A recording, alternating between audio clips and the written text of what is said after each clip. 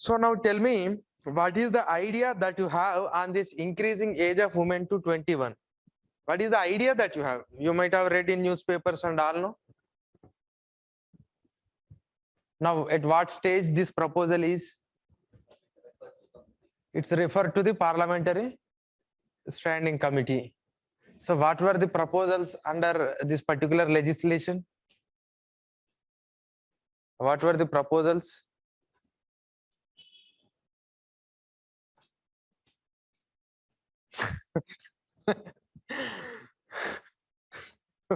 What were the proposals under this legislation? Is it just increasing from 18 to 21? Is it a good move? So you are saying, let us first control this below 18, then we'll think about 21. So why you are hurrying to increase it to 21 when you are unable to control 18? We get the voting right by 18. So when you are getting the voting right, when they are selecting their representative, why can't they select their spouse at the age of 18? That's what your point? Okay, it is entering into the personal freedom of the right to marriage is under article. Which article? Article 21. In which case it was pronounced? Not Puttuswamy. Marriage is part of your right to life and personal liberty. Article 21. I think this question was asked in UPSC. You know Hadia case? Your famous Kerala. In Hadia case, Supreme Court said.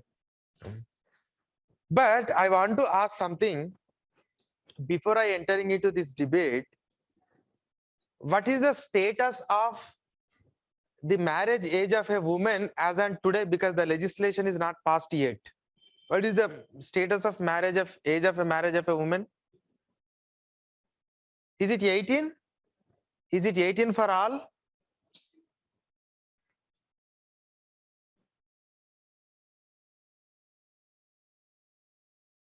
I'm asking about the present status. Okay, legislation and all fine. You need to know what is the present status. Until and unless you understand the present status and the history attached to these marriages, you can't understand the women bill or whatever the marriage age bill. It is actually Prohibition of Child Marriage Amendment Bill. I'll come to that later. Normally, when we're looking into this issue, normally we say, okay, it's 18 to 21. This is what the only thing that was measured in this, and because in the statement of objectives of the bill, the minister has mentioned about so many things. Anyway, I'm going to the list of the advantages that we are going to get. But my point is, when actually this debate, this age of marriage of a woman has started, and what type of different legislations that we were made, and where are we now, and where we need to go. And during the course of discussion, you will understand a lot of issues. When it comes to these child marriages, and you know 1857 first war of independence, and after 1857 Britishers has decided not to intervening into the cultural aspects of the Indian. I think you are aware about this fact. So they are not interested in intervening into the cultural aspects or the traditional aspects or the customs of the Indians. So when I say Indians, Indians includes Muslims, Christians, Hindus, everyone. So they don't want to intervene. That is the reason why prior to 1857, they have tried with lot of bills, and you are all aware how Ishwara Chandra Vidyasagar has inspired or motivated, or some other people, like how the Bentinck and how the other people Harding have abolished the different legislations. But after 1857, there was no considerable effort from the British side in order to control these child marriages. And one famous act that you know as Sharda Act. So Sharda Act was enacted in which year? 1920? 1920? 1929, Sharda Act. And why we call it as Sharda Act? And I think the Sharda Act, no, not in UPSC, some other exam, I think. Okay, so why we call it as the Sharda Act? This was proposed by Harabilas Sarda. That is the reason why we call it a Sarda Act. Harabilas Sarda. That name of the person.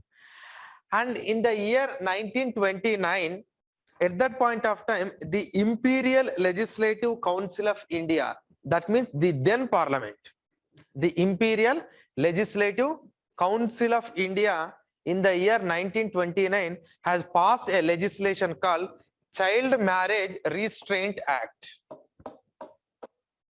Child Marriage Restraint Act. Restraint Act 1929.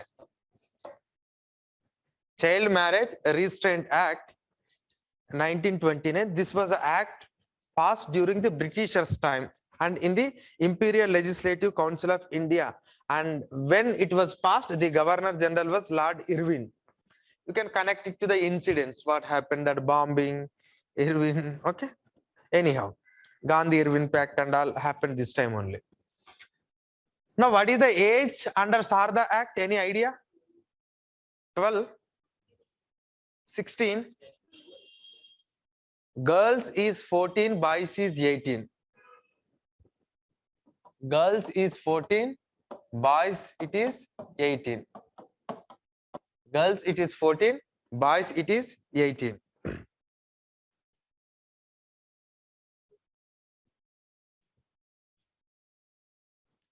But what is the problem with this legislation is Britishers don't want to enforce this legislation. Just because, okay, it's a progressive idea and they have accepted the Harabilas Sarda's ideas and everything, but they are not interested in implementing this legislation, and the conviction rate is so low under this. That means even if someone committed to this child marriage, the conviction rate is very low, very low. And some sort of imprisonment, fine, everything mentioned under this legislation, but it's not so successfully implemented, low conviction rate, and moreover, there is no awareness among the people with respect to these child marriages. Simply you have made a legislation and people don't know what is that legislation is all about. And people don't know the importance of that legislation. That is how we formed a legislation in the year 1929 in order to regulate the child marriages in this country. Now a question I will ask, this act applicable to whom? This act applicable to whom? This act applicable to everyone in this country. This act applicable to everyone in this country. Why I am saying this point, you will understand over a period of time. Next. In the year 1949, we have amended that legislation, the said 1929 legislation, and we have increased the girls' marriage age to 15 years, and for the boys, we kept it at same 18 years. 18 years. In the year 1949.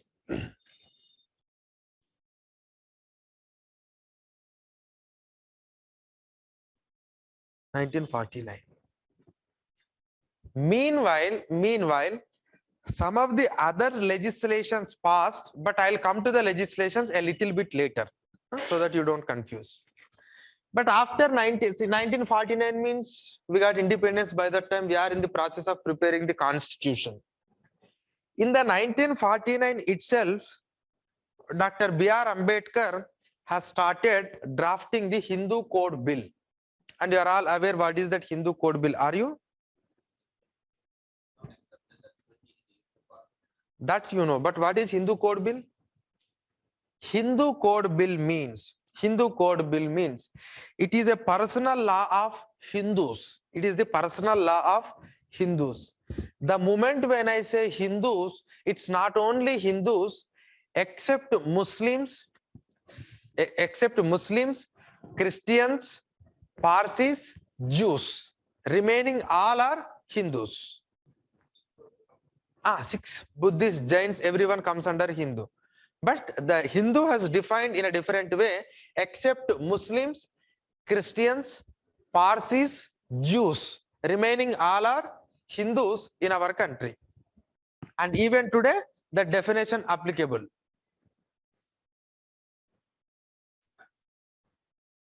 Now, so this personal law of Hindus means personal law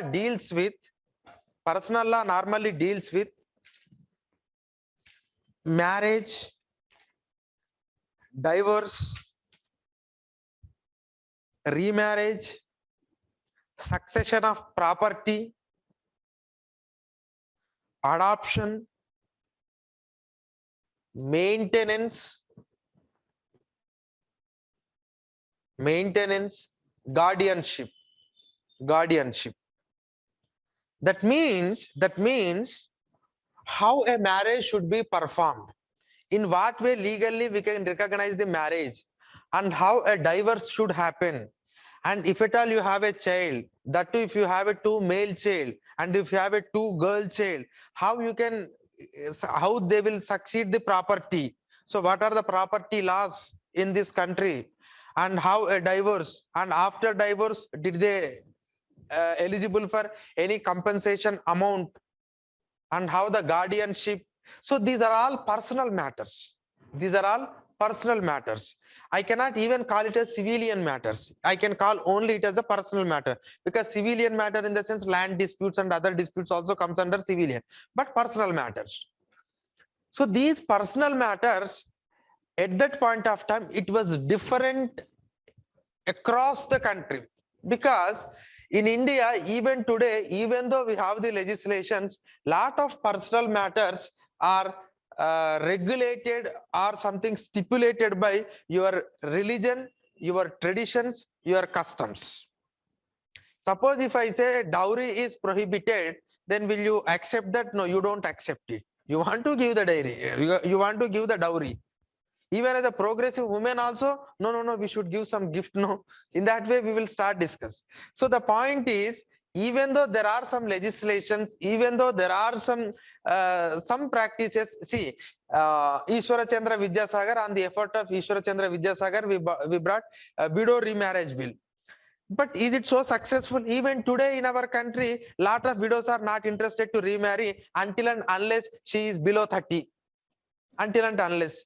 So that means these personal matters are completely regulated by our own religion, customs, practices and all.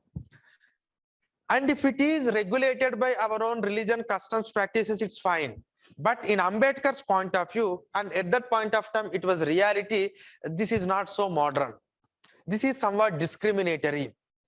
So we have to bring some sort of equality to women in this society as far as these personal matters are concerned. That is why he has started framing the Hindu Code Bill. That means one Hindu personal law, and under that he wanted to write everything, whatever the matter just now I have mentioned: marriage, divorce, adoption, guardianship, everything. And while he was writing that entire thing, and he put all his modern thoughts into that Hindu Code Bill, like women should be treated equally, women should be accessible to the equal property, like all the rights which are put for the women are equal to the men. So that is how he was prepared the Hindu Code Bill.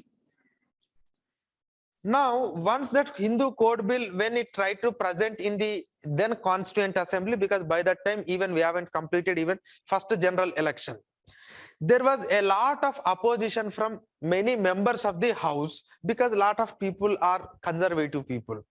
And Jawaharlal Nehru, at that point of time, they said to the Ambedkar, you have put very great ideas in the Hindu Code Bill, but the nation is not ready for your modern thoughts.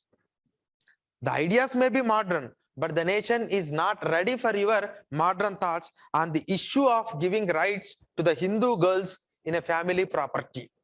No, the idea may be good, but this is not an appropriate time to do that. Then Dr. B.R. Ambedkar said, we were in slavery for last 150 years or 200 years. Now we are talking about freedom. When you are talking about freedom, why can't you give that freedom to our women? Why can't we give that freedom to women? If the nation is not ready, then we have to make it ready. but we should not bring these conservative ideas which limits the freedom to the women in a free society. So he don't want to be in that cabinet because the cabinet or the prime minister is of a different view, but Dr. B.R. Ambedkar is having a different view. Then immediately he resigned from the cabinet. And when he resigned from the cabinet, and after some 4-5 years, in the year 1955-56, Jawaharlal Nehru has come up with a different Hindu code bill, which is in line with the conservative ideas in the society, but not in accordance with the Dr. B.R. Ambedkar's modern thoughts. So in that, we have brought Hindu Marriage Act, Hindu Marriage Act, Hindu Succession Act, Hindu Succession Act, Hindu Minority Guardianship Act, Hindu Minority Guardianship Act, next Hindu Adoption and Maintenance Act, Hindu Adoption and Maintenance Act. So these are the 4 legislation that was passed in the year 1956. Now this is the Marriage Act. Okay, now Marriage Act deals about the marriage, but what is the age of a female and age of the male to marry?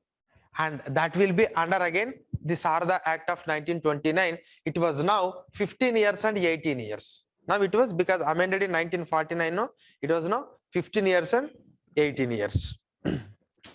It's fine.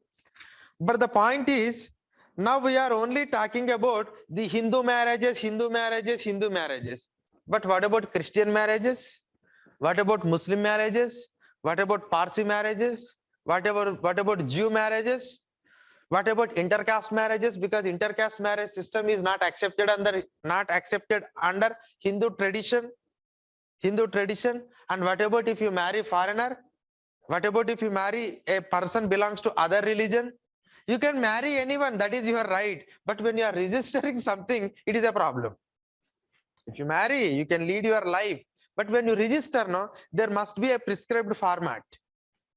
And that too, till this point of time, we always focus on these personal marriages, these personal issues must be based on the religion. That was our idea. We don't want to disturb with these sentiments, but whatever the progressive elements we wanted to add this, like increasing the age of the marriage of women, those things we will add it. But wholly it is completely based on our religion. That was our idea. For that, we have enacted a different legislations. Now I am giving the list of those legislations. They are important. Christian Marriage Act of 1872. Christian Marriage Act. Christian Marriage Act 1872. This is the first one. Second one, Parsi Marriage and Divorce Act. Parsi Marriage and Divorce Act.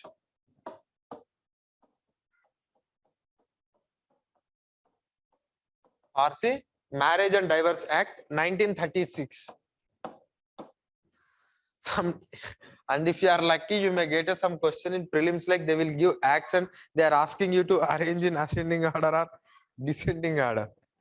Because at one point of time there was a question asked, I not remember fully, but I can remember only to some extent. They have given options like this.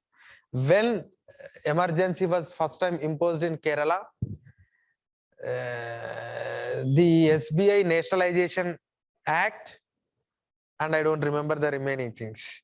They have given 4 options, and now you need to arrange it in an ascending order. Okay. And when this Kerala government was toppled with president rule, Nambudri government, EMS Nambudripad government was removed just because it is an internal disturbances, but Jawaharlal Nehru shown it as a constitutional machinery has broken down. When it was happened? When Nambudri was the chief minister of Kerala first time? 57 to 59. In 59 it was. And when this SBI Nationalization Act was happened? In 1955. So that, okay. But anyhow. Okay. So Parsi Marriage and Divorce Act 1936. Next, Muslim Personal Law. Muslim Personal Law. When I say personal law, bracket you have to write Shariat. These are the rules and regulation book to the Muslims. Application Act. Shariat Application Act. Shariat Application Act. 1936 again. Okay. Next, fourth one. Special Marriage Act. Special Marriage Act.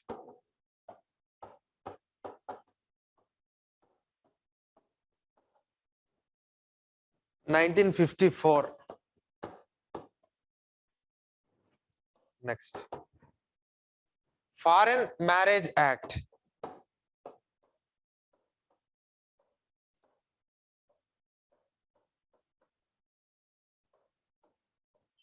Foreign Marriage Act 1969. And you are all aware Hindu Marriage Act already there 1955-56. Okay. Now these were the 5 different legislation deals about marriage in India. It's not only marriage, it's all about personal matters. So the rules are different for different religion.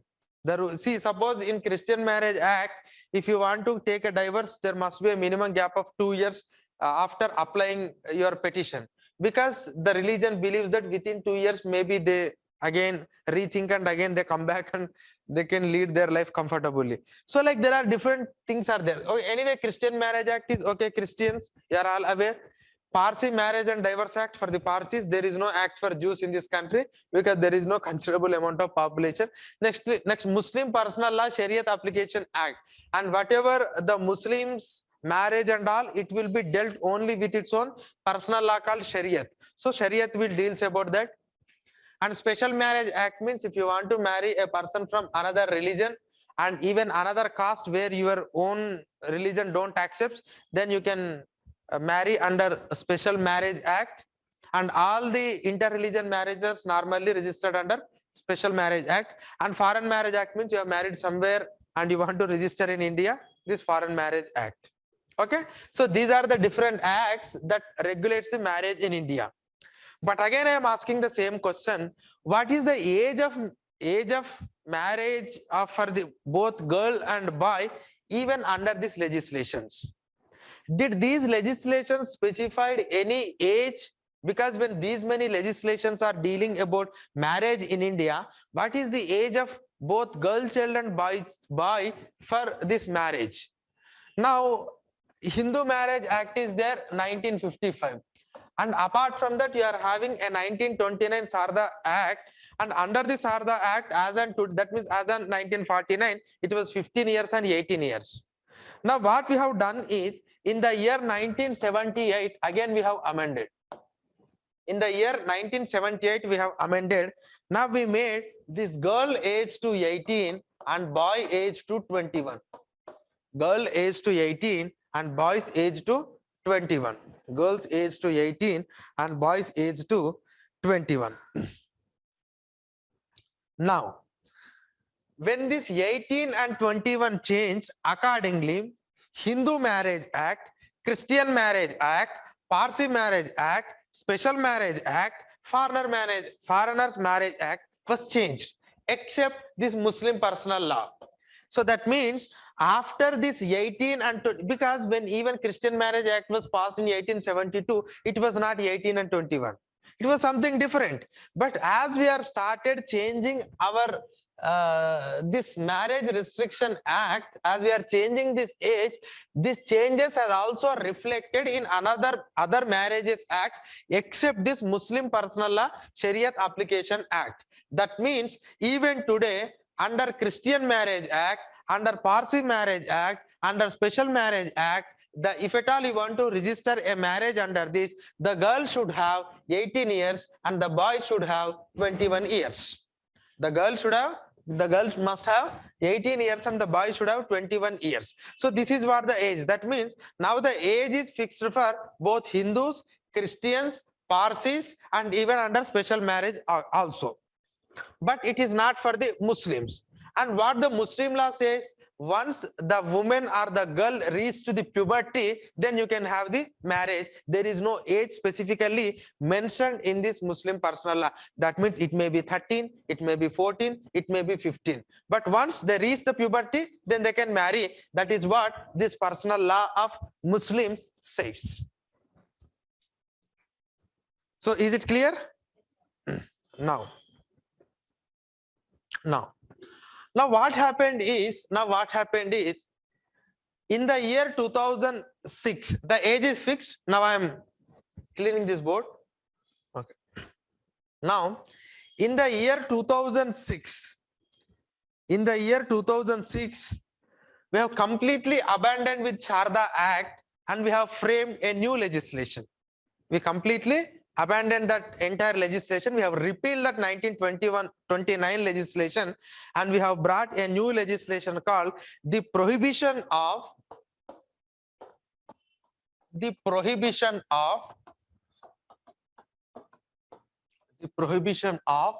Child Marriage Act. Act 2006. Prohibition of Child Marriage Act 2006. It is a secular law. That means this law not mentioned anything about whether it is applicable to any religion or whether it is not applicable to any other religion. But it just said like, okay, the age of the girl should be 18 and the age of the boy should be 21. That means the same thing. It was again reiterated. So there is no age change. Last time the age was changed in the year 1978 itself. Now what extra thing that this legislation has brought, apart from reinforcing whatever the 18 and 21, there are some other provisions under this. The provision is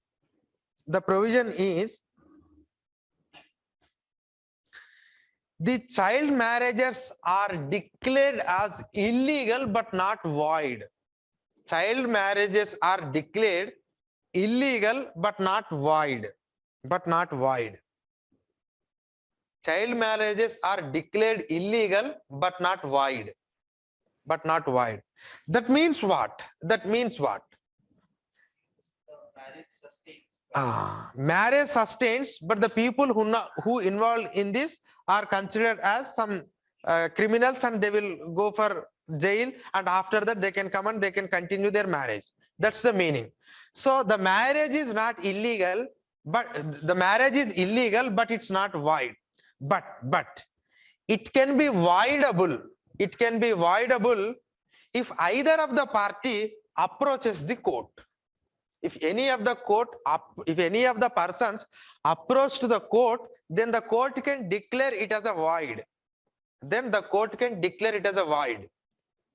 That means along with the men, now the woman is also given an equal right to annul the child marriage.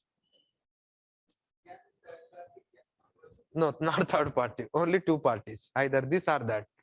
See, if someone marries, how can you go and you ask them to cancel their marriage? Just now you said about freedoms and all, no? Okay, anyhow. So either of the party have the choice. When I say either of the party, I want to emphasize it again that now women got a right to cancel her marriage if it is a child marriage. So the minor party has an equal right along with the major party.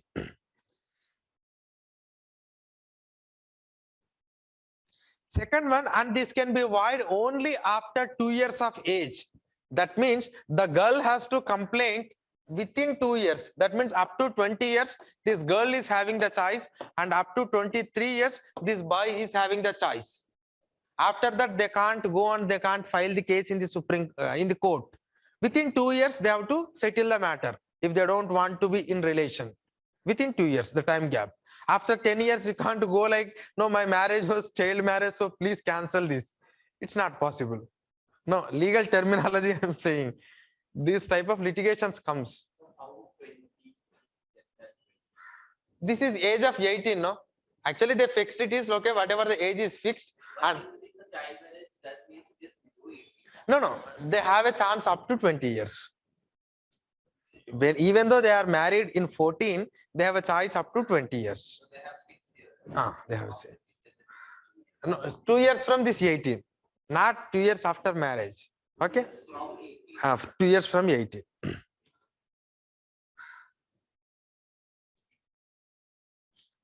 And this is a maximum period 20. 20 is the maximum period. That means within 20 you can go. If you cross 20, you can't go. But otherwise, if it is 18, 17, 16, 14, anytime you can go. After the marriage, 2 years. No, it is. Now, the point is, one more thing they have mentioned here is, actually this act never says that, the provisions which are mentioned under this act is having an overriding power on all the legislation that I have mentioned. I said it is a secular act. That means now this secular act, will it applicable to Hindu Marriage Act? Will it applicable to Christian Marriage Act? Will it applicable to Parsi? Will it applicable to Muslims? There is no clarity in that legislation, because the legislation never mentioned that this is going to have an overriding power on all other legislations.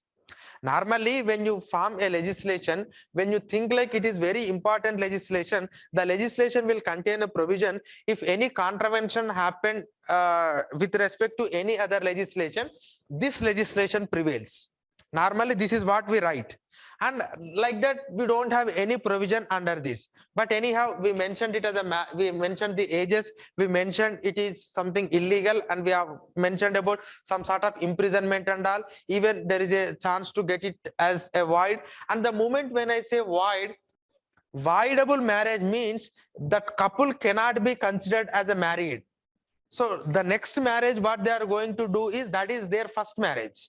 Don't consider it as a second, because this has become void. Divorce is different, void is different. If you are divorced, no, second marriage. If it is void, no, that cannot be a marriage, it is first marriage. But okay. Now, this is the 2006 marriage. It don't have any overriding power on this. It is not having any overriding power on this. Now what happened is, over a period of time, some people approach the court. Suppose a girl of 17 years and a boy of, let it be 25 years, married. And it is a child marriage under this particular Prohibition of Child Marriage Act of 2006. But immediately this girl is something happened to be a Muslim, and she is claiming like, no, under my personal law it is acceptable. So this is a problem. And even when it comes to the high courts, and Supreme Court, they have given the contradictory judgments. And contradictory judgments means sometimes they say like, no, this law prevails over all. Sometimes they say, no, the religious laws will prevail because you have an Article 25. So what is this Article 25? Right to preach, profess, practice, propagate your religion, and right to profess a religion. When I say right to profess a religion means, the meaning I'll tell you. I don't know to what extent you understood. Now I am having a faith in a particular religion. Let it be Hinduism. The moment when I started believing in Hinduism, then the practices of the Hinduism will become matter of rights for me. That is what the meaning of profess or the practice. The thing is, when I believe in a particular God, when I believe in a particular religion, then practices of everything will becomes my fundamental rights. I have a right to do yoga, I have a right to do everything, chant the mantras. So this becomes my right. No one can take away my right. No one can take away my right. But it is according to the scriptures or according to the religious principles.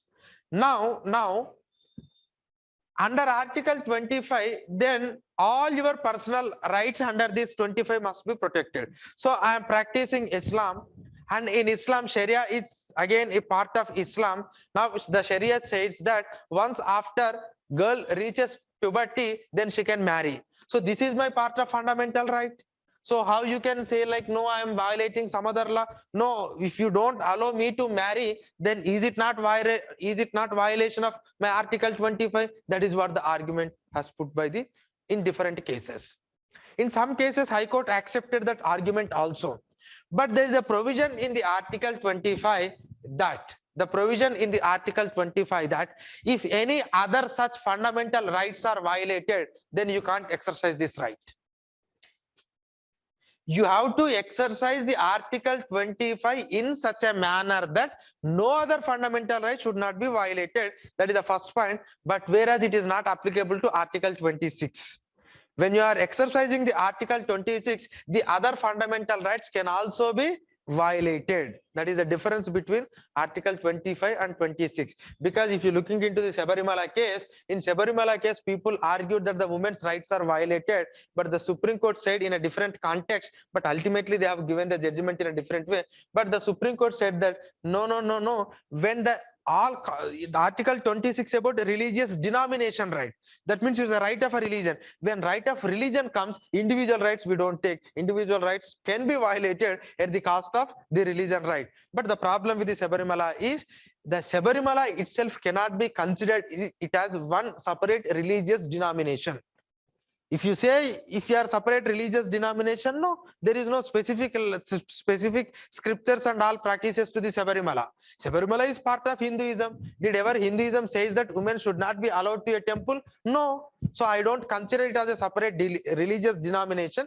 That is why I'm striking down. But otherwise, had Sabarimala been a separate religious denomination, then probably individual rights can be violated at the cost of religious rights. But whereas in case of Article 25, the individual rights cannot be violated at the cost of Article 25. But the point is, still this woman is not considering that as their right. They wanted to marry. So that is why they are exercising. But on the name of this Article 25, some of the high courts has given a very contradictory judgment. In some judgments, they have upholded the personal laws. In some judgments, they have upholded this prohibition of Child Marriage Act. This is the problem with this law. Now, I'll come to the next point. Now, there are various commissions and committees. Now, I'll come to that. I'll later come to the present legislation. The Law Commission report in the year 2008.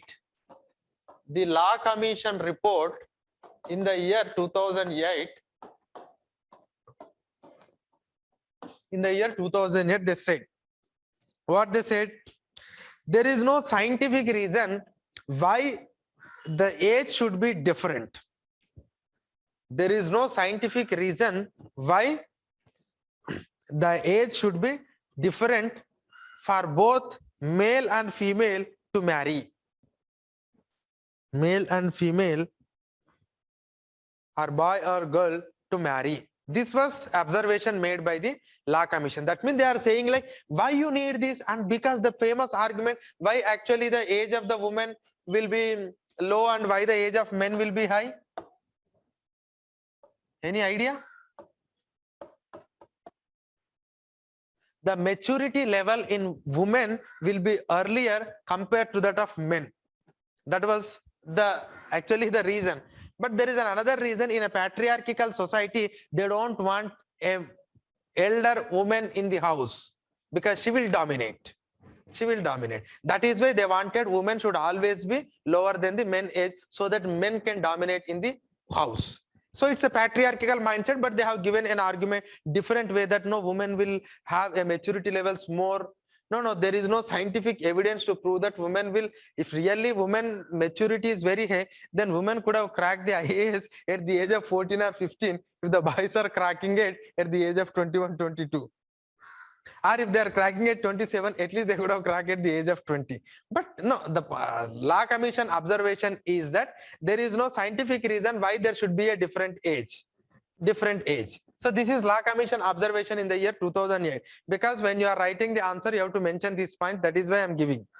Next, in the year 2018, again another law commission, what they said is 18 years should be made as a uniform age for both male and female for the marriage. 2018 law commission has said 18 years should be the uniform age for both men and women to marry.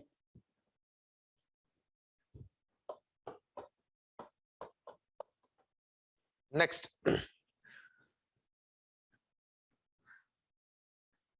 Now, Supreme Court in the year 2017 judgment, they said it's with respect to this marital rape case, when it is hearing, actually she passed a the Supreme Court has passed a comment like there should be a 21 years of uniform age for both men and women to marry. So Supreme Court judgment in 2017 is 21 years. Now, but if you observe the three things, they want a uniform age. Whether it is 18 or 21, it's a debatable thing. But they wanted, the 2008 they said, in 2018 they said uniform, but they fixed it 18. Supreme Court said 21, but uniform. So uniformity is required. The discrimination what we are showing, like the woman should marry the below the age of men, is something wrong. They should have a uniform. They should have that uniform age. That is what the idea that was proposed in this. Now, what happened is, after this, the union government in the year 2020 has constituted a task force. In the year 2020, they constituted a task force under the chairmanship of Jaya Jaitly. And Ministry of Women and Child Development has constituted the task force. The chairman to that task force is Jaya Jaitly, and even the Niti Aayog and other secretaries were also members of that. And the task given to this task force is, you just try to bring a correlation between the age of a marriage of a woman, with respect to the women nutrition, with respect to the MMR, with respect to the anemia, with respect to the IMR. You just relate. And they have studied to some extent, and they said like 21 years should be the minimum age at which women should marry. 21 age is the age at which women should marry. And apart from, they have given a lot of recommendations. I'll come to that later. So a law commission report, a Supreme Court judgment, and also a committee, a task force constituted by Ministry of Women and Child Development has said it should be 21 years. Now, after this report, what we have done is, we have brought an amendment bill. That amendment bill is prohibition of child marriage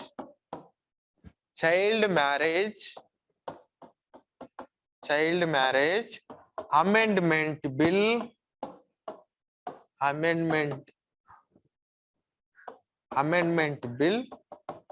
2021. This is the bill now we brought. Now, what are the provisions of this bill? I'll just give three main provisions of the bill. First one is, it is amending the act in such a way that the minimum age of both girl and boy should be 21 years to marry. This is the first provision. So the age of women is now equivalent with the men. Second one is, so in order to declare a marriage as a void, earlier you have they choice to the girl up to 20 years and boy up to 23 years, but now they made uniform like 23 years for both. That means up to 23 years they can approach the court in order to void their marriage if their marriage is child marriage. If their marriage is child marriage. And if their marriage is not child marriage, they can go to the law and they can file a divorce petition. But at that point of time, it's not voidable. It's a divorce. Okay. Next, the third provision, very, very important provision is there was a clause called notwithstanding clause. Notwithstanding clause. Notwithstanding clause. Notwithstanding clause. So what is this notwithstanding the clause? Notwithstanding clause means now this law is having an overriding power above all the personal legislations that we have discussed earlier. But where the 2006 law has failed to include this notwithstanding clause. That means now this law is going to have an overriding power on all Christian, Muslim, Parsi, Special Marriage, Foreigners Act, Hindu Marriage Act, every other act. This is what exactly the meaning of the child as far as the marriage is concerned. As far as the marriage is concerned, now the girl age should be 21 and the boy's age should be 21. This is what the law says. Now, before I come to advantages, because there are many advantages, I'll give that later. But first I'll discuss the problems. I'll discuss the problems.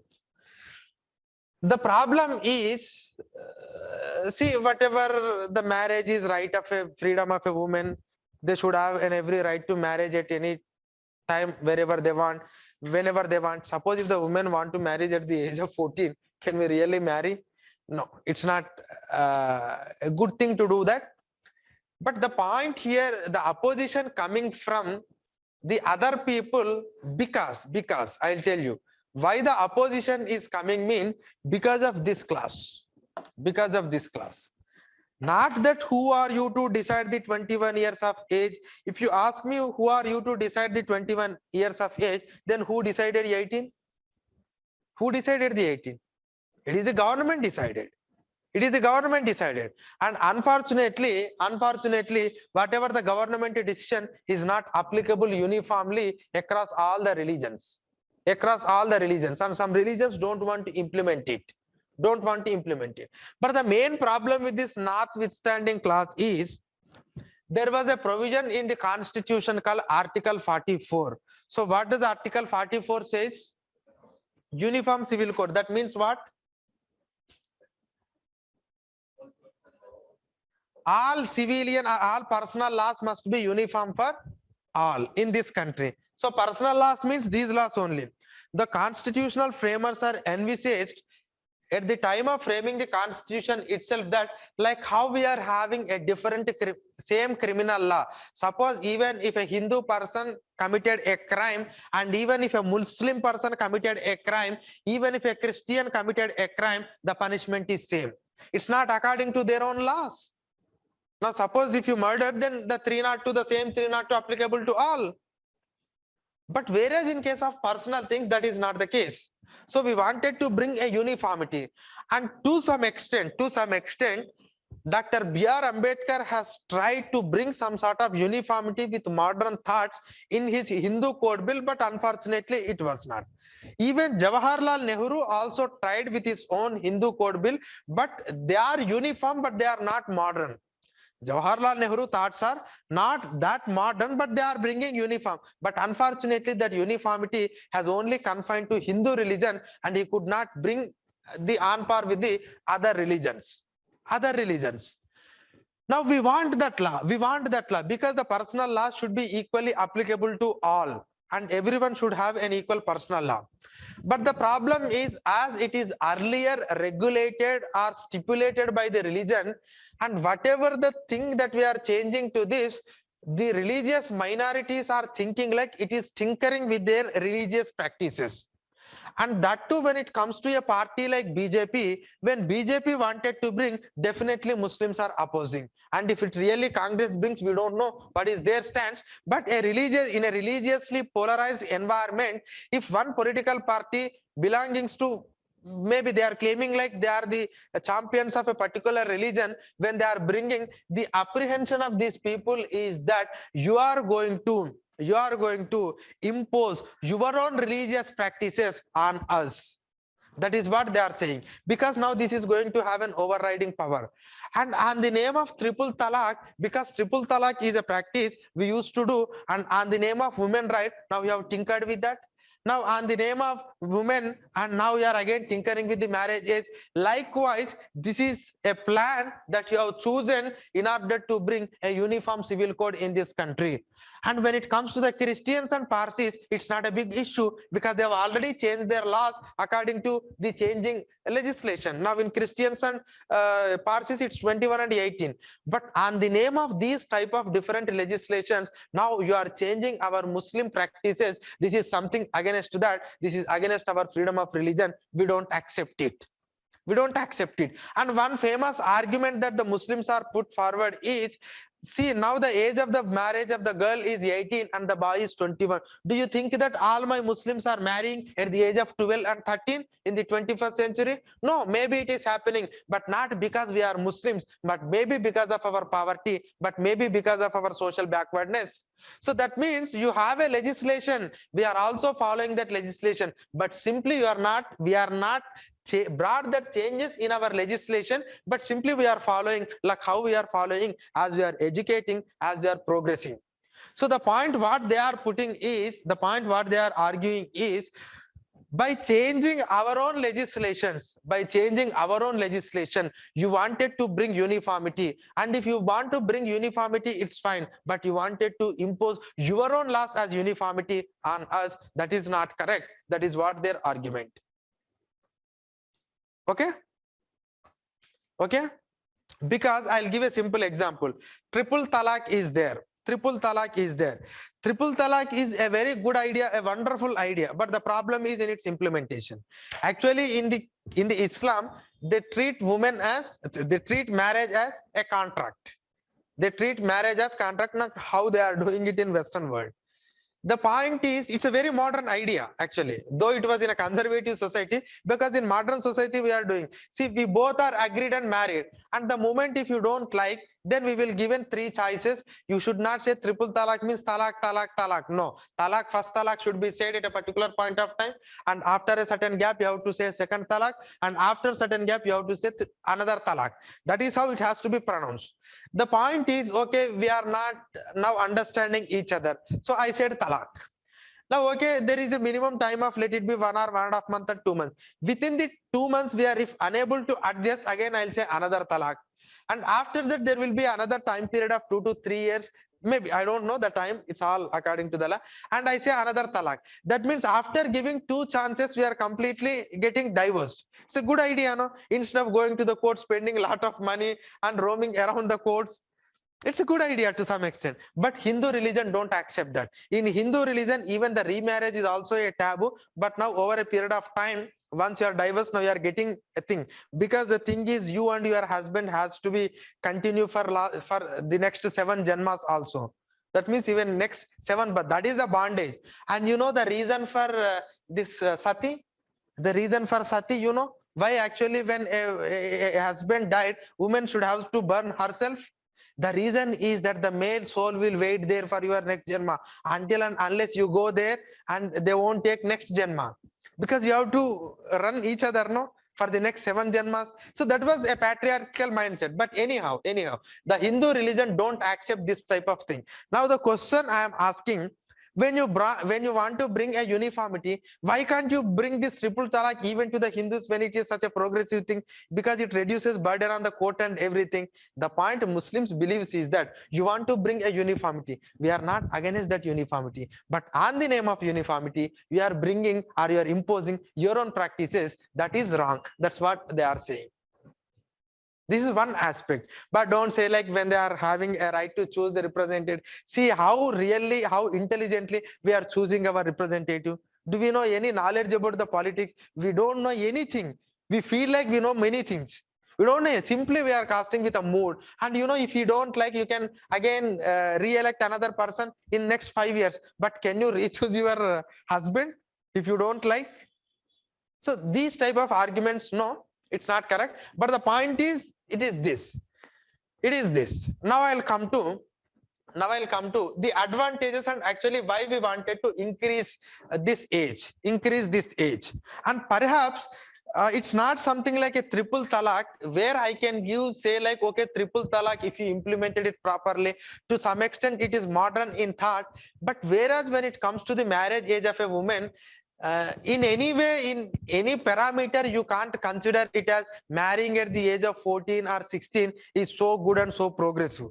It's not the correct, because when you are giving when you are allowing men to age at the age of 21, we should also give a right to women to educate, to choose an employment, and also to think on her own. But unfortunately, in our traditional society, what we are doing is we don't give any choice to women think. But what we are saying, no, you mature very early, you know many things, and you are not like a man. This useless fellow don't know until he get the age of 22 or 25. You don't know how to choose his wife. But you are very matured girl. You know, you are already 18. You know everything. So please choose, please think. But on the name of that freedom, or on the name of that whatever the thing we are preaching, we are restricting the freedom of women. We are restricting the freedom of women. And women should have a freedom to go for a higher education. Women should go for employment. Women should get skill, and women should innovate.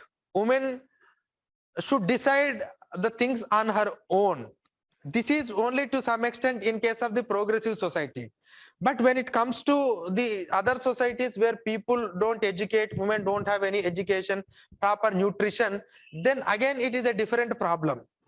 When woman is already undernourished, when woman is already uneducated, then if she married at the early age, it is affecting the reproductive life of that woman, is effects on her health. And it is not only affecting on her health, but also on the children what she is going to conceive. Next one is, moreover, the in-laws are trying to dominate on that woman. In-laws are trying to dominate on that woman. So because of this issue, see, the point is, if the woman is not taken care properly when a child is in the womb, then unfortunately it is going to affect the next generation. It is going to affect the next generation. And if the woman is married at the early age, and if she is subservient to all her in-laws, and she is not nutrient enough, and suppose if she conceive a girl child, and a girl child is weaker, not only in terms of this physical thing, but also even ideas also, she was so weak because she cannot get the progressive ideas, because she has undergone what all her mothers has gone in under in-law family. So that means women should be given freedom, not because of women alone, but also because of the next generation things. So that is the reason why we wanted to extend the marriage age up to 21 years. Maybe within 21 years, let women can learn something. Let women can innovate herself. Let women can develop something. But the point here is, you may argue, sir, if we just increase from 18 to 21, what all the problems that you have said, will it really achieve, or will it really come automatically? I am not saying like these all things will come automatically. But until and unless you change this from 18 to 21, you can't achieve it. 18 to 21 is a precondition. It's not a sufficient thing. It's a necessary thing, but it's not a sufficient one. You need to do many things. And if at all you want to improve the nutrition of the girl child or the woman, you know what are the things that we need to do. But you need to improve the other things, but this is one of the precondition or one of the necessary condition. And that condition must be fulfilled. And one more thing, I'll give the positive aspects of the point. Later, I'll add one more point. Yeah, it leads to empowerment of women. There are many points. You can choose any of the few points while writing the answer. Empowerment of women. Female labor force participation rate. Female labor force participation rate. Female labor force participation rate. female labor force participation rate,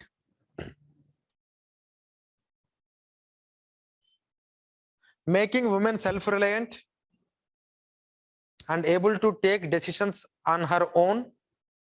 Just write the keywords, don't write the statement. Self-reliant and able to take the decision on her own, and it brings it brings equality with respect to the men. That means article 15 is satisfied here. Higher education, vocational education, skill development, psychological maturity. Higher education, vocational education, skill development, psychological maturity.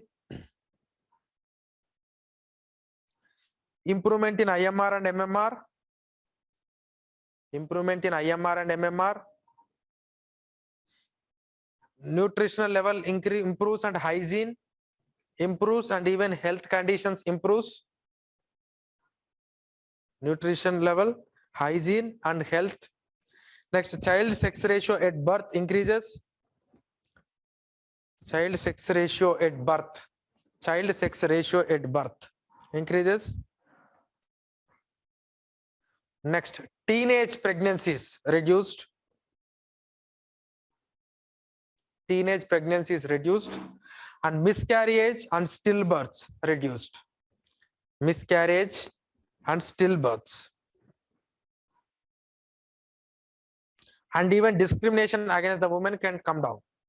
Discrimination can women against come down.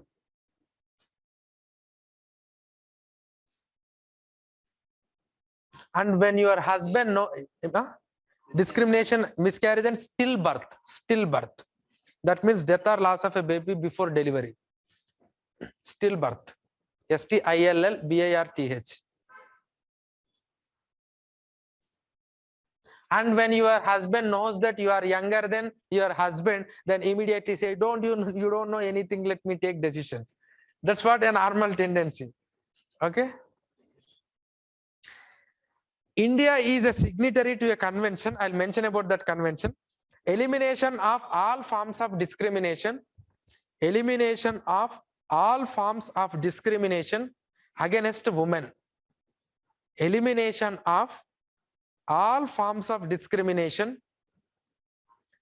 Elimination of all forms of discrimination against women. Against women. So this was a convention, came into effect in the year 1981 at United Nations, and India is a signatory to that.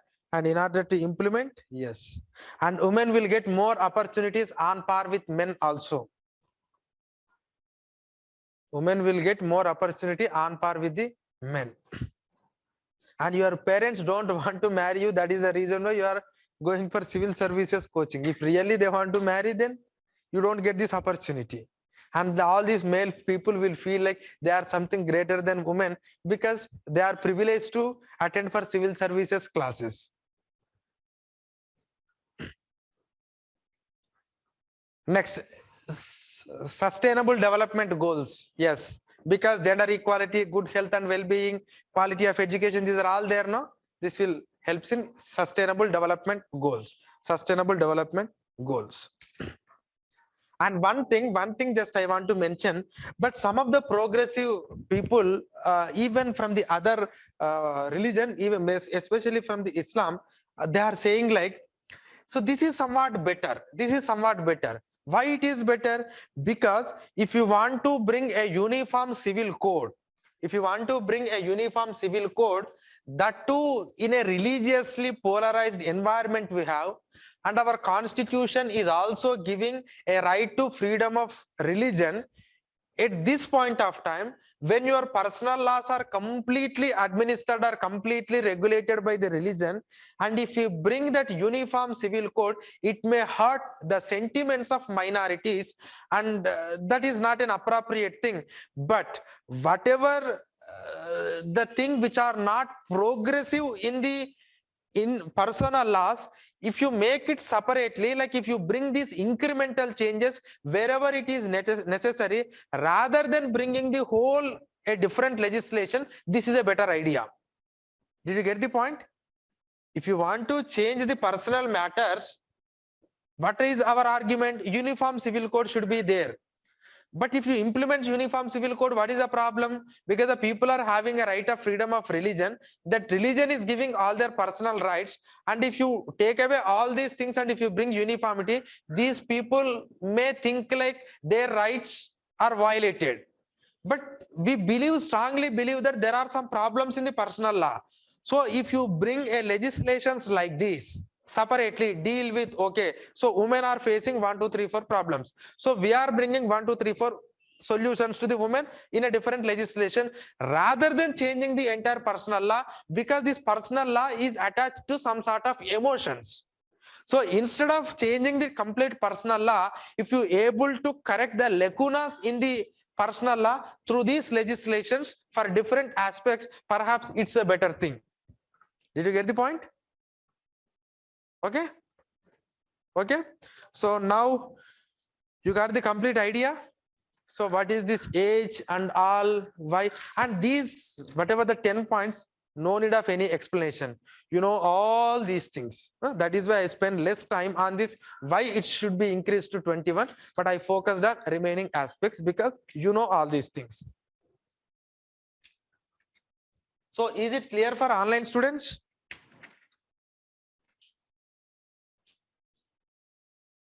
Yes, sir. Okay. Okay. Yeah.